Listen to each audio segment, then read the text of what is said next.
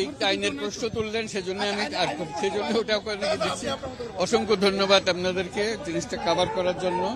আপনি প্রতিনিয়ত সংবাদগুলো দিচ্ছেন, আমরা অত্যন্ত খুশি, অত্যন্ত আনন্দিত। আজকে যাদেরকে আমরা সামনে পাইনি, আমি 4 জন আসামির একজন, আমি আরো 3 জন আসামি আছে, কিন্তু এই 3 জন আসামির কথা কেউ বলে না। একজন হলো নূরজাহান বেগম, আমার সামনে আছে, তাকে একটু দেখেন সবাই। এই নূরজাহান বেগম এই জোবরা গ্রামে এই যে গ্রামীণ ব্যাংক শুরু হলো, ওনার হাত দিয়ে এটা শুরু হয়েছে। উনি চট্টগ্রাম বিশ্ববিদ্যালয়ের তখন ছাত্রী ছিলেন, আমি শিক্ষক ছিলাম, উনি বাংলা বিভাগের ছাত্রী। তাকে ভলান্টিয়ার হিসেবে সে এসেছিল, এই তার হাত দিয়ে জোবরা গ্রামে গ্রামীণ ব্যাংক প্রতিষ্ঠা, এই পুরো কাহিনী শুরু হলো। তিনি এবং তার স্বামী ছিল ব্রাঞ্চ ম্যানেজার, ওই যত আমরা ব্রাঞ্চ ম্যানেজার। সেই থেকে যত ঘটনা ঘটেছে গ্রামীণ ব্যাংকে, তার গোড়াতে উনি ছিলেন। যেমন গ্রামীণ ব্যাংকের 16 সিদ্ধান্ত, এটা একটা চার্টার, যে গ্রামীণ ব্যাংক বুঝতে হলে ওখানে যেতে হবে, সে অঙ্গীকার করছে তাকে পরিবর্তন করার জন্য। এই যৌতুক প্রথার বিরোধিতা করা, এর নেতৃত্বেই সেটা হয়েছে সারা বাংলাদেশে, কিন্তু কেউ স্মরণ করে না। আজকে তাকে হাজিরা দিতে হইতেছে। দুঃখ এটা আমাদের, যে গ্রামে বাচ্চাদের যত্ন নেওয়া, তখনকার যে পরিস্থিতি ছিল, শিশুদের যে পরিস্থিতি ছিল, তাকে ভিটামিন এ নিয়ে আসা তার জন্য, যে যাতে করে সে রাতকানা রোগে না ভোগে। বাংলাদেশে তখন সর্বত্র হলো রাতকানা রোগ, সেটা এই 16 সিদ্ধান্তের প্রতিটি জিনিসের পেছনে উনি ছিলেন। আজকে তাকে আমরা আদালতে নিয়ে এসেছি এবং প্রতিবারই আসছেন। এবং গতবার যখন এসেছিলেন, তিনি বারবার জিজ্ঞেস করছিলেন জেলে আমি কি নিয়ে যাব, কি নিতে পারবো, নামাজের কাপড়টা নিতে পারবো কিনা, ওষুধগুলো নিতে পারবো কিনা। গতবার তিনি এসেছিলেন, তখন ওষুধ নিয়ে এসেছিলেন, যে হয়তো আদালত থেকে আমার চলে যেতে হবে। এই যে দুর্ভাগ্য আমাদের, যে সারা জীবন দিল এটার জন্য, তাকে আদালতে যাওয়ার জন্য, জেলখানায় যাওয়ার জন্য প্রস্তুতি নিয়ে আসতে হয়। আর আমার সঙ্গী আছেন আরেকজন, শাহজাহান সাহেব, আমার সঙ্গে আছেন এদিকে শাহজাহান, উনিও গোড়ার থেকে গ্রামীণ ব্যাংকের। তিনি আরেকজন আসামি, আমরা যে উপস্থিত হলাম। তিনি হাঁটতে পারেন না, চলতে পারেন না, তাকে 6 তলা তাকে বহন করে উঠাতে হয়েছে, নামাতে হয়েছে। সেই হলো আমাদের শাস্তি। আপনি কি মনে করেন? আরেকজন হলো এইখানে দাঁড়িয়ে আছে আশরাফ। এই 4 জন, তো 4 জনকে আমরা চিনতে হবে, এটুকু ধৈর্য তো থাকতে হবে। আমরা এই আসামি, তাকে আমার সঙ্গে কথা বলবেন, ওদের সঙ্গে কথা বলবেন। এই আশরাফ, সে সদ্য একজন বুয়েট থেকে পাস করে, তাকে ধরে আমরা নিলাম, আমাদের ইঞ্জিনিয়ার লাগবে একজন, তুমি আসো। তো সে বুঝতেছিল না আমরা কি করি, কি করবে। তবে তাদের দায়িত্ব দিয়ে, তখন গরিব মানুষের ঘরে কোনো বাড়ি ছিল না। আপনাদের সেসব দিনের কথা হয়তো আপনাদের স্মরণ নেই। পাটখড়ি দিয়ে ঘর বানাতো মানুষ, পাটখড়ির চাল আর পাটখড়ির দেওয়াল। তারপরে বলছি গ্রামীণ ব্যাংকে যারা যোগ দেবে তারা পাটখড়ির ঘরে আর থাকবে না, তাদের জন্য আমরা সুন্দর একটা বাসস্থানের ব্যবস্থা করি। আমরা গৃহঋণ শুরু করলাম। গৃহঋণ ছিল 5,000 টাকা, 7,000 টাকা, ম্যাক্সিমাম 10,000 টাকা। এই হলো গৃহঋণ। ক্রমে ক্রমে সে শোধ করবে যতদিন সময় লাগে। আশরাফকে বললাম তুমি একটা ডিজাইন করো, কিভাবে এই ঘরটা বানাবে। তার সাথে নতুন মানুষ একটা বানালো, এটা খুঁটি, 4টা খুঁটির উপরে এটা টিনের চাল। এই হলো 4 খুঁটি আর টিনের চালের ঘর। আমরা গৃহঋণ দিতে থাকলাম, মানুষ উৎসাহী। আগে বলতে আমরা গরুর সঙ্গে থাকতাম, ছাগলের সঙ্গে থাকতাম। এখন আমরা ঘর পেয়েছি, আমাদের ঘর হয়েছে, টিনের চালের ঘর হয়েছে, খুঁটির জলের ঘর হয়েছে। আমাদের কোনো ধারণা ছিল না যে এই 4 খুঁটির টিনের চালের বাড়ি Aga Khan award for architecture, বিশ্বের সেরা আর্কিটেকচারাল পুরস্কার 1989 সালে, 1989 সালে এই এই ঘর যেটা বানালো, তার যে ডিজাইন, সেটা Aga Khan award for architecture হলো। এবং সেই বছর 89 সালে বাংলাদেশের আরেকটি আর্কিটেকচার পুরস্কার পেয়েছিল, সেটা হলো লুই খানের পার্লামেন্ট, যেটা বিশ্বের সেরা আর্কিটেক্ট। কাজে সেই একই বছরে এদিকে লুই খান পুরস্কার পাচ্ছে আর এদিকে আশরাফ পুরস্কার পাচ্ছে। তাকেও এখানে আমরা হাজিরা দিচ্ছি, তাকে নিয়ে। তো আমাদের এই যে গ্রামীণ ব্যাংক তৈরি হলো, এটার মধ্যে কি আপনারা বলছেন, আমি বলছি না, গ্রামীণ ব্যাংকটা ছিল আমাদের একটা স্বপ্ন, যে আমরা পৃথিবীকে বদলাতে চাই, দারিদ্র্যকে বুঝে ফেলতে চাই। এটি ছিল আমাদের স্বপ্ন। সেই স্বপ্ন বাস্তবায়নে আমরা পেছনে লেগেছিলাম। আমরা জানি না ভবিষ্যতে আমাদের কি হবে না হবে, আমাদের কোনোই জানা ছিল না। আমরা গিয়েছি প্রতিটি খুঁটিনাটি দেখে দেখে আমরা এগিয়ে যাবার চেষ্টা করেছি। ফলে এরকম হলো, গ্রামীণ ব্যাংক আস্তে আস্তে প্রসারিত হলো। এটা হয়ে গেল আমাদের অপ্রত্যাশিত একটা বীজতলা, স্বপ্নের বীজতলা। আমরা স্বপ্ন দেখি আর বীজ বুনি এটার মধ্যে কি হবে ভবিষ্যতে। সেটা ক্রমে ক্রমে আমরা প্রসারিত করলাম, নানা দিকে, স্বাস্থ্যের দিকে নিয়ে গেলাম, প্রযুক্তির দিকে নিয়ে গেলাম, একটার পর একটা। সেখানে আজকে যা কিছু করছি সবকিছুর কিন্তু বীজতলা ছিল গ্রামীণ ব্যাংক। 2011 সালে আমাকে গ্রামীণ ব্যাংক থেকে বের করে দেওয়া হলো। ভাবলাম যে এখন আমার বীজতলা রয়ে গেল একদিকে, আমাদের যে লোকজন যারা এই শব্দের পেছনে খেটেছে তারা রয়ে গেল একদিকে, আমরা যাবো করে। আবার আস্তে আস্তে আস্তে আস্তে আমরা এগুলো বড় বড় করলাম। আমাদের এই যে প্রত্যেকটা জিনিস আজকে আমরা শুনছেন যে আমরা করছি, কি করেছি আমরা বলছিলাম যে চাকরির পেছনে মানুষ ঘুরবে না, চাকরি মানুষের সঙ্গে সামঞ্জস্যপূর্ণ নয়।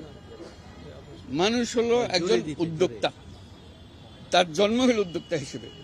এই কাঠামো ভুল, এর পেছনে আমরা লাগলাম যে সকল মানুষ উদ্যোক্তা।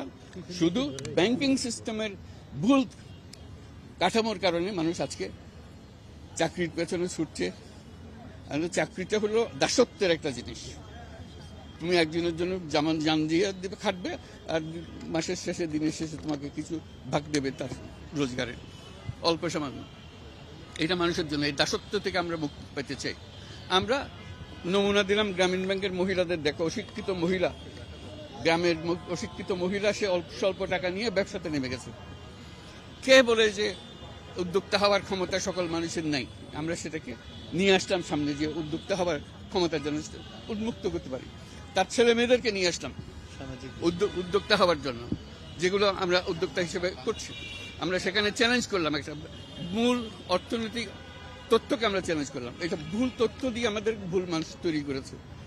আমাদের দারিদ্র এবং পৃথিবীর যত সমস্যার সৃষ্টি হয়েছে তার গোড়ায় হলো আমাদের ভুল তাত্ত্বিক ব্যবস্থা।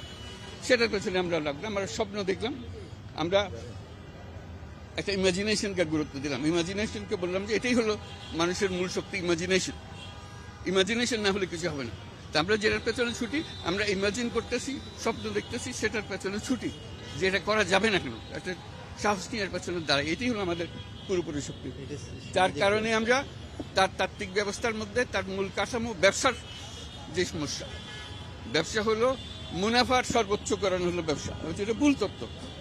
মানুষ এমন না যে মুনাফার নেশায় মুখ ছুড়ে যাবে, তাকে ভুল দিকে দেওয়া হয়েছে। তাকে এই ড্রাগ, মুনাফার ড্রাগ তার মধ্যে ঢুকিয়ে দেওয়া হয়েছে।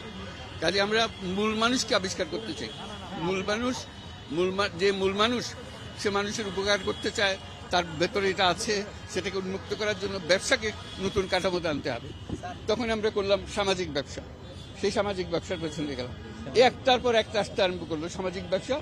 আজকে সেই সামাজিক ব্যবসাকে আমরা ব্যবসার খাতিরে, শিক্ষার খাতিরে, আমরা বলি শিক্ষা ব্যবস্থাটাও একটা চিন্তার কারাগার, চিন্তাকে মুক্ত করার জায়গা আবদ্ধ করে রেখেছে। যেগুলো চালু আছে, যেগুলো আমাদের সমস্যার সৃষ্টি করছে, সেগুলোকে আমরা বারে বারে নিয়ে আসছি।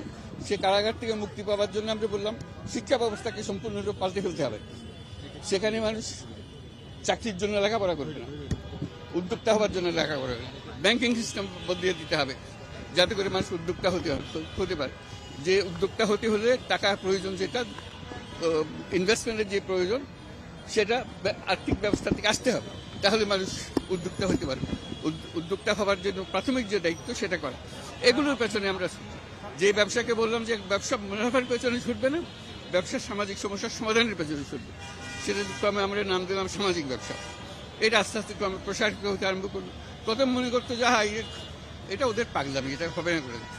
আমার প্রত্যাশা হচ্ছে আমরা নতুন পৃথিবী গড়ব, আমরা 3-0 পৃথিবী গড়ব। 3-0 ওয়ার্ল্ড, এটা হলো আমাদের স্বপ্ন। এগুলো ছোটখাটো জিনিস, কি কার শাস্তি দেবে, কি দেবে, এগুলো নিয়ে আমাদের অত মাথা ব্যথা নেই।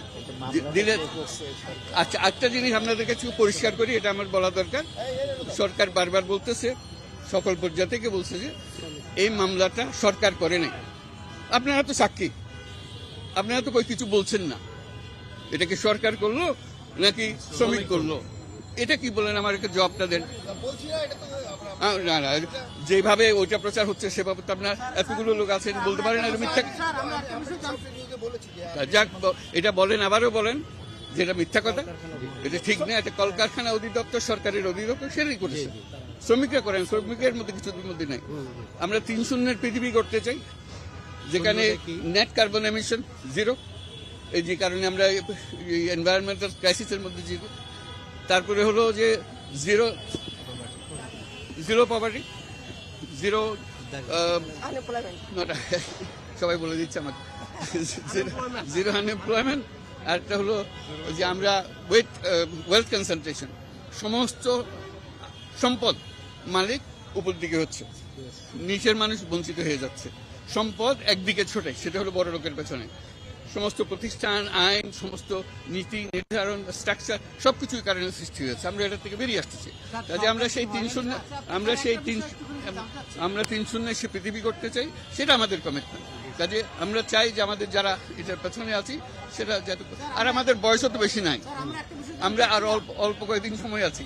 এই সময়ের মধ্যে যতটুকু করতে পারি, আমাদের সবার বয়স একটু শুনছেন না, বেশি দিন যাবার সুযোগ, এই সুযোগের মধ্যে আমরা যা করে যেতে পারি। তার কারণে আমরা 3-0 ক্লাব, তরুণরাই হলো ভবিষ্যৎ, তারা এই পৃথিবী গড়বে। তো তাদের সামনে স্বপ্নটা কি? 3-0 ক্লাব দিয়ে শুরু হোক, 5 জন তরুণ মিলে 3-0 ক্লাব গঠন করে। আমরা গত 1.5 বছর আগে শুরু করেছি, এখন 3000-এরও বেশি 3-0 ক্লাব পৃথিবীর 35টা দেশে সৃষ্টি হয়েছে, যাতে করে তারাই এই 3-0 পৃথিবী করতে পারে। আপনারা সাংবাদিক, আপনারা সব তথ্য সংগ্রহ করেন, আমার মুখ থেকে শুনতে হবে তো কোনো কথা নেই। আপনাদের তো দায়িত্ব, কারা বিদেশে কে কি বলছে, কারা কি করছে, আপনারা কি করছেন, কে কি বলছে, তারা বলবে। এ পর্যন্ত দিলাম, আমরা একটা স্বপ্নের পেছনে ছুটেছি, এই স্বপ্নের মধ্যে পড়ে গিয়ে কারো বিরক্তি ভাজন হয়েছি। কেন তো আমি বলতে পারবো না, ঠিক মামলাটা কি সেটা বলতে পারবেন, কি হচ্ছে সেটা বলবে, কেন করেছে সেটা তো আমরা আশা করি পারবে না। যে কয়দিন সময় আছে, যাতে কাজগুলো, আমাদের সামনে অসম্পূর্ণ কাজ অনেক। আমরা দেখছি যে পৃথিবীব্যাপী তার একটা বড় রকমের সমর্থন আসছে, যে তার তরুণরা আসছে, বিশ্ববিদ্যালয়গুলো এগিয়ে আসছে। এখন 107টা বিশ্ববিদ্যালয়ে ইউনুস সোশ্যাল বিজনেস সেন্টার সৃষ্টি করা হয়েছে। শুধু এগুলো সারা পৃথিবী জুড়ে 37টা দেশে ইউনুস সেন্টারগুলো আছে। এখন রাশিয়াতে সেটা শুরু হচ্ছে, সোশ্যাল বিজনেস সেন্টার শুরু হচ্ছে। কাজে হেন দেশ নয় যেখানে সোশ্যাল বিজনেস সেন্টার বিশ্ববিদ্যালয়ে, অর্থাৎ আমরা একাডেমিক জগৎ, যেটা সবচেয়ে কঠিন জগৎ, সেখানে ঢোকা। এবং একাডেমিকরা এই সমস্যার সৃষ্টি করেছে, এটা আমার বক্তব্য। একাডেমিকরা এই সমস্যার সৃষ্টি, আজকে যে সমস্যা আমরা ফেস করছি, একাডেমিকদেরকেই এটা সমাধান দিতে হবে, তা না হলে এটা পাল্টাবে না। আমরা সেজন্য একাডেমিকদের সঙ্গে কাজ করছি।